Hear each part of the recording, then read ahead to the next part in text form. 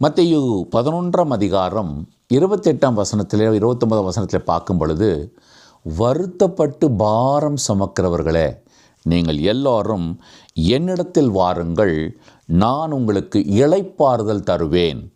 நான் சாந்தமும் மனத்தாழ்மையும் உள்ளவராய் இருக்கிறேன்.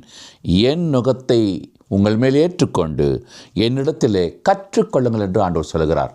அன்பானவர்களே, நம்முடைய வாழ்க்கையில் எப்படிப்பட்ட பாரங்கள், எப்படிப்பட்ட சுமைகள் இதோ எவ்வளவாக இருந்தாலும் அதை ஆண்டவர் அவரிடத்தில் தரும்படி அவர் விரும்புகிறார்.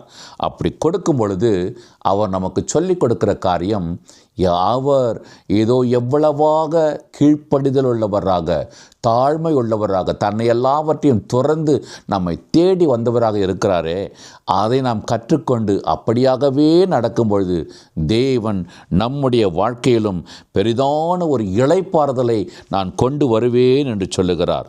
எனவே ஆண்டவராகிய இயேசு கிறிஸ்து எப்பொழுதும் அவரிடத்தில் நாம் நெருங்கி நம்மை கொடுத்து அர்ப்பணிக்கும் பொழுது அவர் நம்முடைய வாழ்க்கையை இளைப்பாறுதல் உள்ள வாழ்க்கையாக மாற்றுவார். அன்பு தகப்பனே, இதை கேட்கிற ஒவ்வொரு பிள்ளைகளுக்கும் இளைப்பாறுதலை கொடுப்பீராக. ஆமேன், ஆமேன்.